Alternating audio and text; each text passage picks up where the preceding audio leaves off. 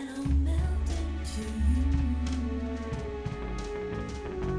What a fear in my heart, but you're so supreme.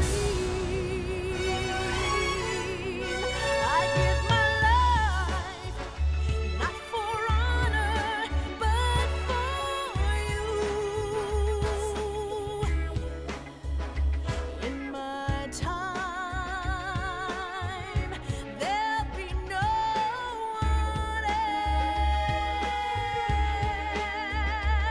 else. Crime,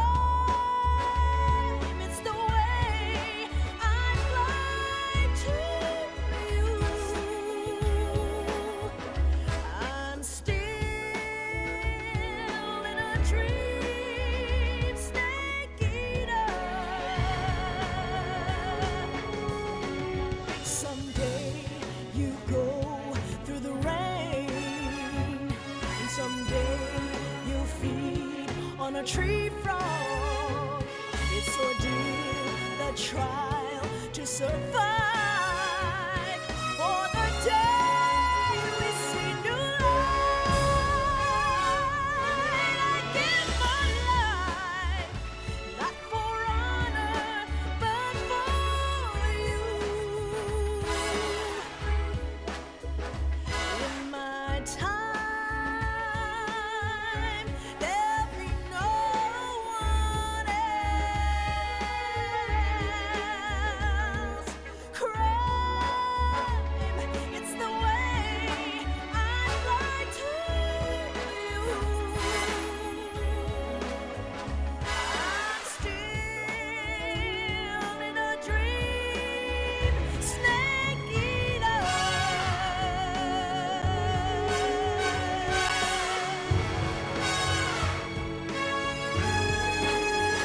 I'm still in a dream, snake eater.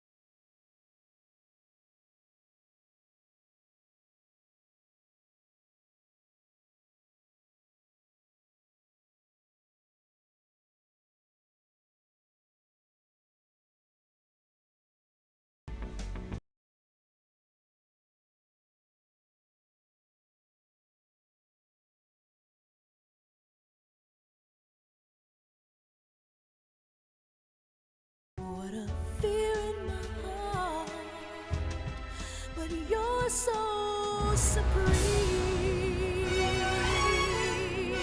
I give my life, not for honor, but for you. In my time, there'll be no one else.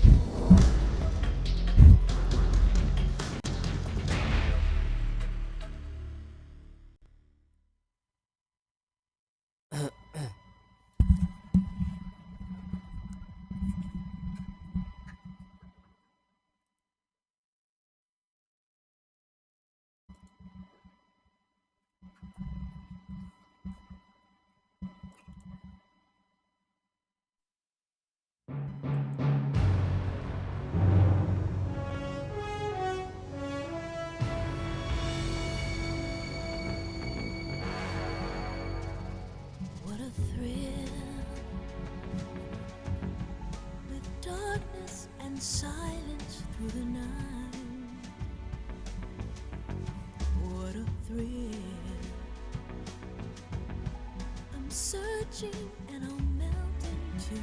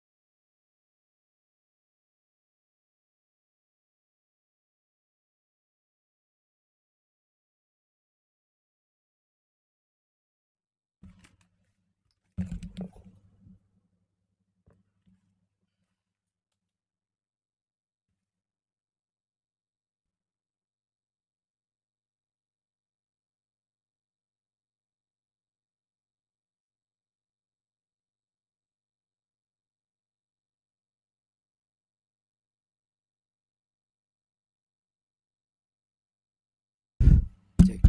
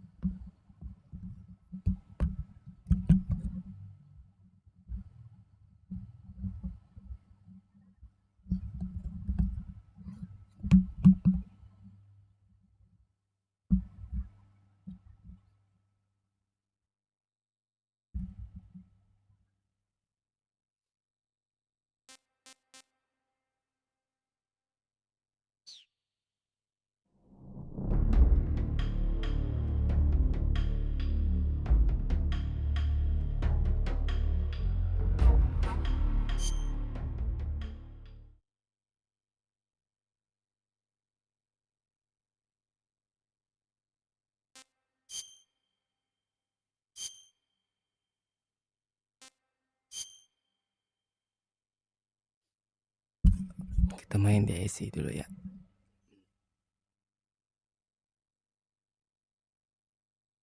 After the end of World War II, the world was split into two, East and West. This marked the beginning of the era called the Cold War.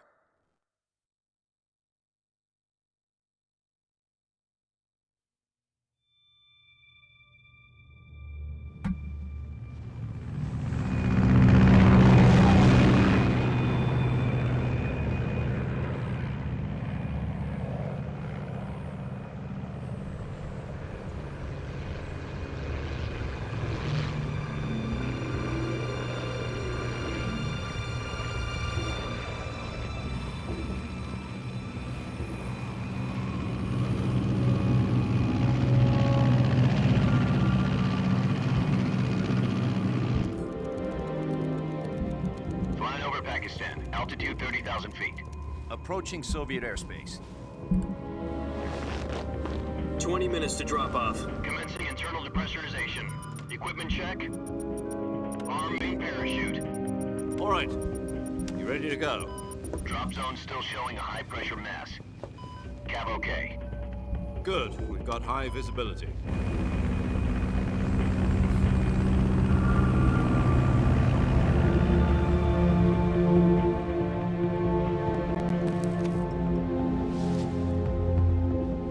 Put out that cigar.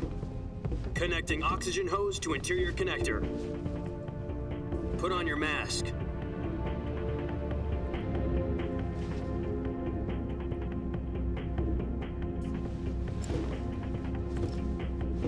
Does this panty waste know what he's doing? Approaching release point. 10 minutes to drop off. Hey, are you deaf?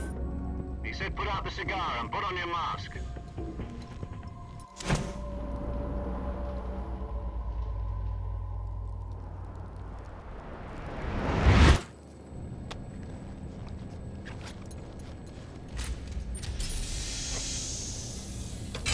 Depressurization complete. Checking oxygen supply. 6 minutes to drop off. Opening rear hatch.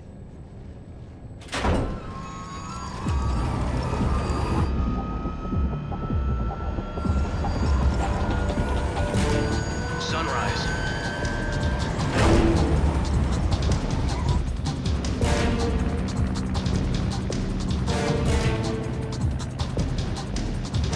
External temperature minus 46 degrees Celsius.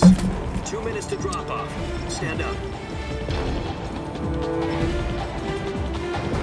You'll be falling at 130 miles per hour. Try not to get frostbite from the wind chill. 1 minute to drop off. Move to the rear. Activate bailout model. This is one for the history books. The world's first halo jump. 10 seconds to drop off. Stand by. Status okay. All green. Prepare for drop off. Countdown. 5, 4, 3, 2, 1. Spread your wings. And fly. God be with you.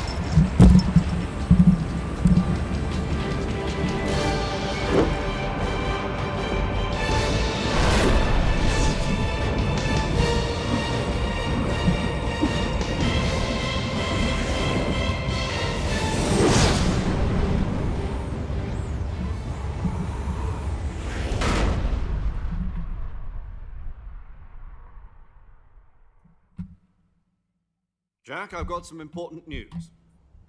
The head of the CIA has finally given us the green light for the virtuous mission. Virtual mission? No, the virtuous mission. The future of our Fox unit depends on it. If it succeeds, we'll be officially organized into a unit. Virtuous mission? Sounds like some kind of initiation ritual. You know, don't get cocky. This isn't a training op. Right. So what exactly is this wonderful mission? Well, about 2 years ago, a certain Soviet scientist requested asylum in the West through one of our moles. His name is Nikolai Stepanovich Sokolov. He's head of the OKB-754 Design Bureau, one of the Soviets' top-secret weapon research facilities, and the East's foremost expert on weapons development. Sokolov? Isn't he that famous rocket scientist? The very same. On April the 12th, 1961, the Soviets achieved the first manned spaceflight in history. The Earth was blue, but there was no God. Well spoken. The rocket that carried Yuri Gagarin into orbit was the A-1, known as the Vostok rocket. Sokolov is said to be the man most responsible for the multi-engine cluster used in that rocket. After Gagarin's flight, Sokolov left rocket development to become the head of the newly established Design Bureau. From a lowly technician to head of a design bureau, that's quite a success story. So why do you want to defect? It seems he'd become afraid of his own creations. Afraid? Call it a crisis of conscience. And for that, he left his country and his family behind and went over the fence?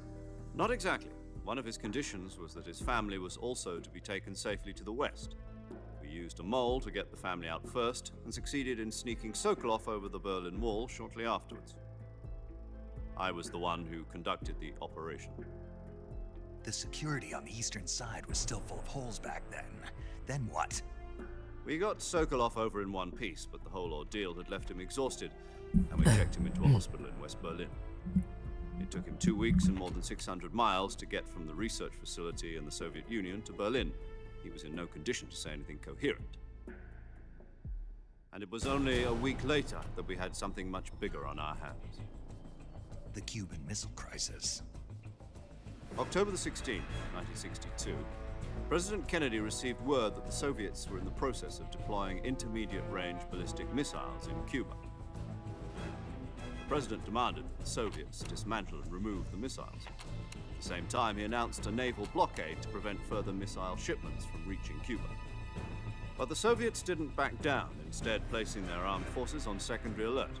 Soviet transport ships carrying missiles continued on course towards Cuba. US and Soviet forces went on alert for an all-out nuclear war. Frantic negotiations were conducted through the UN's Emergency Security Council and unofficial channels to end the hair-trigger standoff. Finally, on October the 28th, the Soviet Union agreed to remove its missiles from Cuba, and so the world avoided a nuclear holocaust. But in order to get the Soviets to pull their missiles out, we had to make a deal. You mean the one where the US agreed to remove its IRBMs from Turkey? No. The Jupiter IRBMs deployed in Turkey were obsolete, and we were going to get rid of them anyway. They had no strategic value whatsoever to either the US or the Russians. The Turkey deal was a ruse, a cover story that was fed to the other intelligence agencies around the world. So what did the Russians really want? Sokolov. They wanted us to return Sokolov. You mean the Soviets pulled out of Cuba just to get their hands on Sokolov? That's right. What the hell was he working on? At the time, we had no idea. We were running out of time. It was either give up Sokolov or risk full-scale nuclear war. In the end, we had no choice. President Kennedy gave in to Khrushchev's demand. The next day, I got Sokolov out of the hospital, handing him over to agents on the eastern side. Sokolov kept on screaming, "Save me," until he disappeared from my sight. Then a month ago, we received some new information from one of our moles. About Sokolov? Yes. He was taken back to the research facility and forced to continue working on the weapon in question under KGB supervision. What's more, it's on the verge of completion. So what kind of weapon is it? Something to do with space rockets? No, missiles. Same technology. I guess you're right. We don't know the details, but it appears to be a new kind of nuclear device. For half a year now, the Soviets have been conducting frequent nuclear tests at Semipalatinsk. Something to do with the weapon, I assume. We're talking about a secret weapon so big that Khrushchev was ready to pull out of Cuba to get it back. Is Sokolov still in the facility? No, according to our intelligence, he's in Selinoyarsk, a place in the mountains about 3 miles to the west that's known as the Virgin Cliffs. The Virgin Cliffs. Nice name for a virtuous mission. They moved him there just recently. Why? Apparently, they're conducting a field test of the weapon, but it's our best chance to get him back. This mission would never have been possible if he was still in the research facility. This is our last chance. Sokolov must have known that too when he contacted us.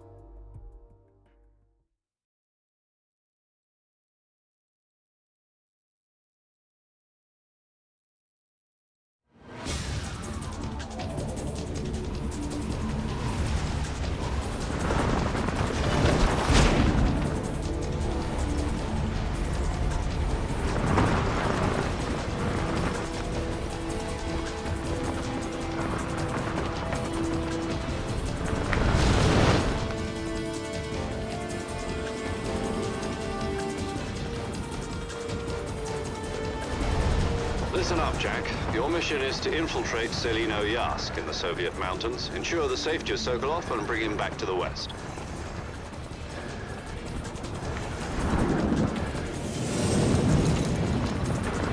If we don't get Sokolov back before that weapon is complete, we'll be facing a major crisis. The clock is ticking.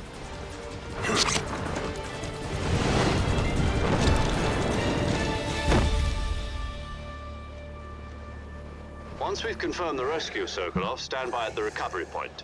A recovery balloon will be dropped at that point. Helium will be pumped into the balloon to inflate it. The process takes about 20 minutes. Once it's complete, the gunship's arm will latch onto the balloon and pull it up.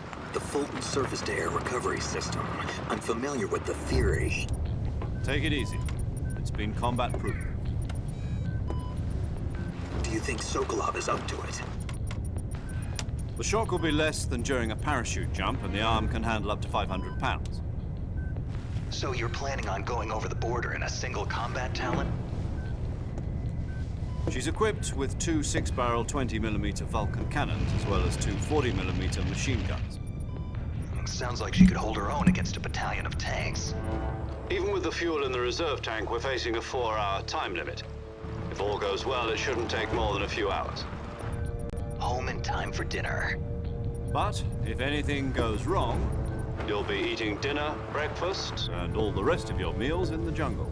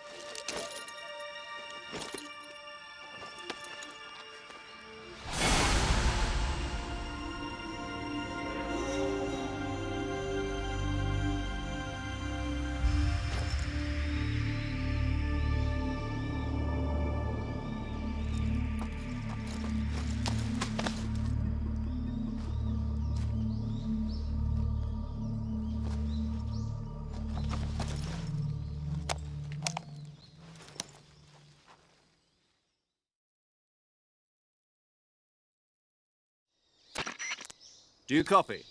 You're already in enemy territory, and somebody might be listening in. From here on out, we'll be using code names to refer to each other. Your code name for this mission will be Naked Snake. I'll be referring to you as Snake from now on. You're not to mention your real name. Snake? What, you don't like snakes? What do you mean? You've eaten one before, haven't you? In survival training? I'm glad to hear that.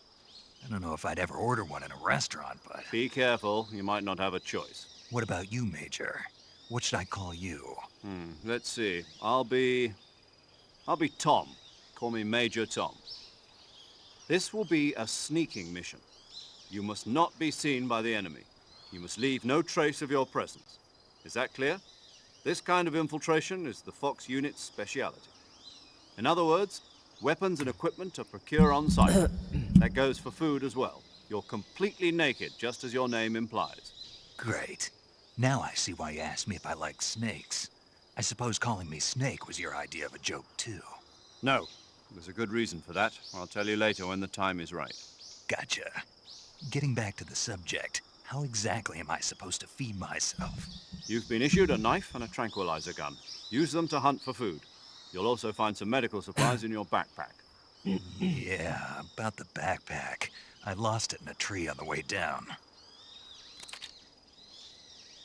I see. Well, you'd better go back and get it then. You know where it is? No problem. I can see it from here. It's stuck on a branch. To climb a tree, stand in front of a tree that's covered in ivy and press the action button. I'll be monitoring your progress over the radio. We can't risk violating Soviet airspace, but I'll be in the gunship. My frequency is 140.85. I'll give you a call if I need to talk to you. If you need to talk to me, use the send function. Okay, Snake, go get your backpack.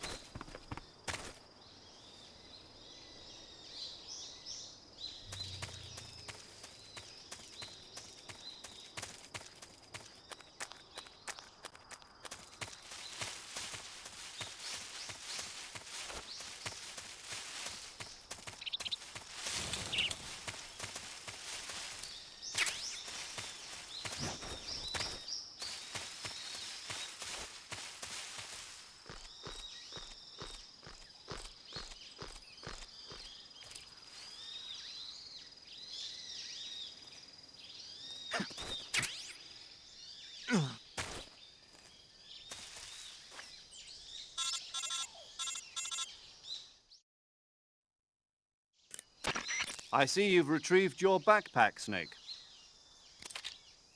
To equip a weapon, it's necessary to take it out of your backpack.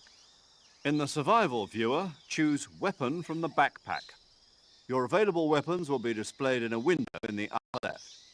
From that list, choose the weapon you want to equip and press the Enter button. For other equipped items, just do the same thing from Item. Got it. Use the survival viewer backpack. Yep, that's right. Survival is fundamental to this mission. After you've been out in the field for a while, your stamina will start to drop. If your stamina gets too low, it'll affect your performance. You won't be able to shoot accurately, for example, and your wounds won't heal as smoothly. Keep an eye on your stamina so you don't run out. To recover lost stamina, you can hunt for local flora and fauna. You can use either your tranquilizer gun or your knife to hunt. My only weapon is a Mark 22 Hush Puppy tranquilizer gun? That's right. It's been fitted with its own suppressor. However, the suppressor will deteriorate every time you fire. Once its durability reaches 0, the noise suppression effect will be gone. So don't get too trigger happy with it. The suppressor's durability is shown in the icon. Any weapons and equipment beyond what you're carrying now, you'll have to find as you go. I have to find my own weapons and equipment? Whose crazy idea was this anyway? Solo covert actions are standard Fox operating procedure. You can't leave any traces of your presence. No weapons, equipment, footprints, sweat, or bodily waste. The same goes for bullets and cartridges, too. Your presence in enemy territory is already a violation of international conventions of warfare. There aren't supposed to be any American soldiers in Russia. It could spark an international incident. You can't let anyone see you. You can't let the enemy know you're there. This is a stealth mission. You're a ghost, Snake, in every sense of the word. And there'll be no rescue if you're captured. The military and US government will deny any involvement in the affair. Then I'll just have to take care of myself, huh? I'm afraid so. You've been given a fake death pill for that purpose. SIS guidelines stipulate that soldiers on covert ops like this one be issued a potassium cyanide capsule. Tape it to your body so you can take it when you need to. How generous of you. Use it if you're taken prisoner by the enemy. It'll send you into a state of false death for a short time. Fooling them into thinking that I'm really dead. So, how do I come back to life? Just take the revival pill. You mean that thing they put in my tooth before the mission? That's the one. But be careful. If you remain in a state of false death for too long, nothing will be able to bring you back. Remember that. I'll keep it in mind.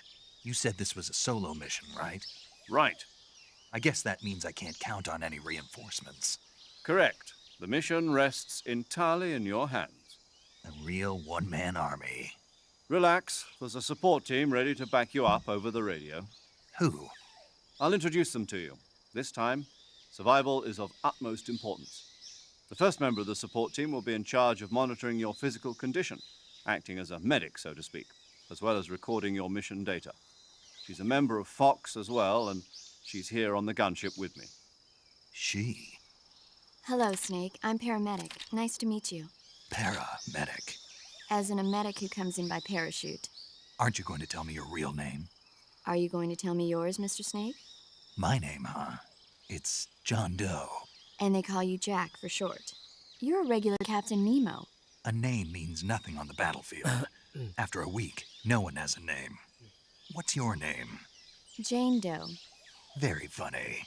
I wasn't joking, but I'll tell you my name only if you manage to make it back alive. My frequency is 145.73. She's also in charge of recording your mission data. Whenever you want to save, send a message over the reserved save frequency, 140.96. So saving lets me record my mission data. That's right. It also records the state of your health. Good to know. There's one more person I want to introduce you to, Snake. Huh? Speaking of snakes, you remember the boss, don't you? A legendary soldier and your mentor. Actually, it was the boss that got the DCI's authorization in the first place. She's going to be serving as Fox's mission advisor. The boss is? She also helped me plan this mission. She and I were at SAS together. Jack, is that you? How many years has it been? Boss? That's right. It's me. Oh. Talk to me. Let me hear your voice. It's been 5 years, 72 days, and 18 hours. You've lost weight. You can tell just by the sound of my voice. Of course I can. I know all about you. Really? Well, I don't know anything about you. What's that supposed to mean? Why'd you disappear on me all of a sudden? I was on a top-secret mission. You didn't need me anymore. But there were still so many things I wanted you to teach me. No, I taught you everything you needed to know about fighting techniques. I taught you all I could. The rest you needed to learn on your own. Techniques, sure. But what about how to think like a soldier? How to think like a soldier? I can't teach you that. A soldier needs to be strong in spirit, body, and technique. And the only thing you can learn from someone else is technique. In fact, technique doesn't even matter. What's most important is spirit. Spirit and body are like two sides of a single coin. They're the same thing. I can't teach you how to think. You'll just have to figure it out for yourself. Listen to me, Jack. Just because soldiers are on the same side right now doesn't mean they always will be. Having personal feelings about your comrades is one of the worst sins you can commit. Politics determine who you face on the battlefield. And politics are a living thing.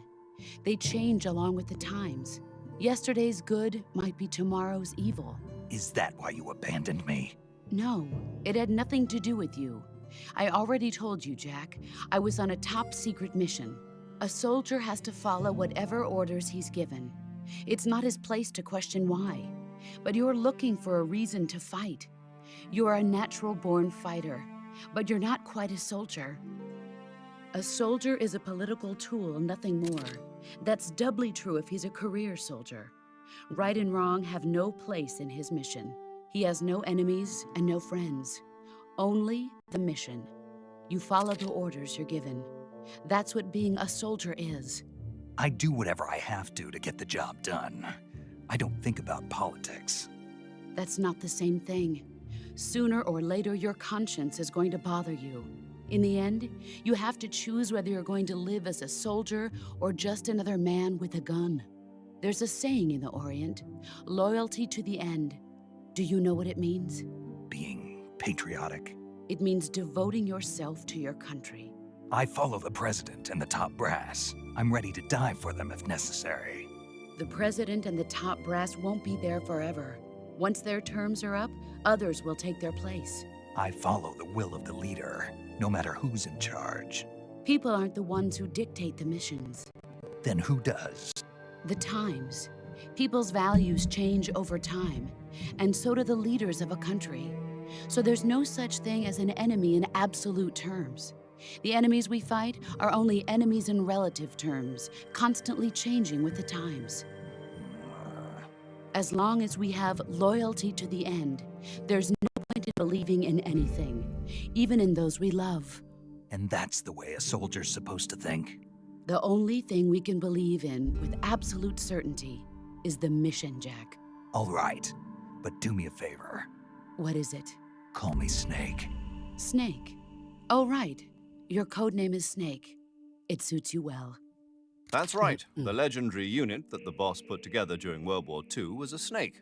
The Cobra unit, a group of heroes that brought the war to an end and saved the world. As long as you've got a legendary hero backing you up, you'll be fine. Isn't that right, Snake? Yeah, I can't think of anyone else I'd rather have with me. Oh, and one more thing, boss. Yes? It's good to hear your voice again. Same here. After all, who knows if either of us will make it out alive? Snake, you are always best at urban warfare and infiltrating buildings. But this is the jungle. Survival is going to be key. Those CQC techniques I taught you are sure to come in handy. CQC? Close quarters combat, huh? I've been in the Green Berets for the past few years. I'm probably pretty rusty. Not to worry. I'll be here to help you remember. After all, this is your first actual survival mission. I'll be supporting you over the radio. Where are you, boss? Next to the Major? The boss is communicating with us by radio from aboard a Permit-class submarine in the Arctic Ocean. My frequency is 141.80. Call me if you need my advice on battle techniques. Gotcha. Your mission is to retrieve Dr. Sokolov. Dr. Sokolov is being held in an abandoned factory located to the north of your current position. Avoid heavy combat and don't let anyone see you. Don't forget that this is a stealth mission.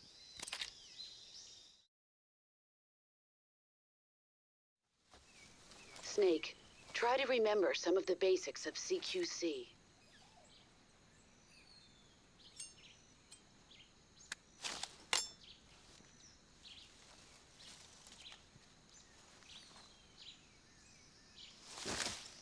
Commencing virtuous mission now.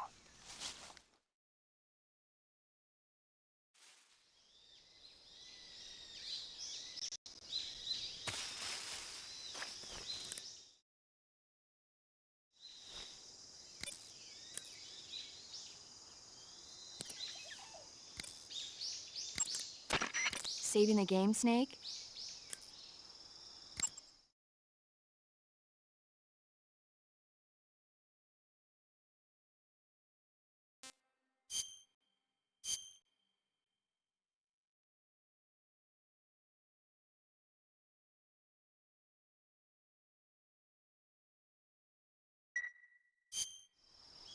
Hey, Snake, you ever heard of Godzilla, King of Monsters? No, what is it? It's a movie. You haven't seen it? Nope. It's about this monster called Godzilla who grows to an enormous size in a nuclear test and goes on a rampage in Tokyo. Nuclear test, huh? Then the Marshall Islands must be crawling with giant monsters right about now. It's just make-believe. Maybe that's why my pants have been so tight lately. Snake, it's a movie, not a report out of Los Alamos. I know. So then what happened? Godzilla is immune to all weapons, and humanity has no way to stop the monster. Dr. Shirazawa develops a new type of weapon, but meanwhile, Godzilla is getting closer and closer to Tokyo, obliterating everything in its path. It was originally a Japanese movie, but they made an American version, too. I recommend seeing the original Japanese one if you ever get the chance. It's mostly mindless fun, but it's also got a serious anti-nuke message as well. Where can I see the original? You'll just have to go to Japan. Really? That's too bad. Well, if you wait 40 years, you might be able to see it in America, too. Why's that? 2004 will be Godzilla's 50th birthday. You think they're still going to be making Godzilla movies then? Of course! Everybody loves Godzilla. You sure know a lot about movies. I don't suppose you're the movie-watching type, are you? Not really. Okay, then I'll tell you everything I know. When the going gets tough, movies can save your life. It's always good to be able to look at things from a different perspective when you get in a jam. That's the magic of movies. No kidding. Well, I guess it might at least make a nice distraction. That's the spirit, Snake. Have a little fun.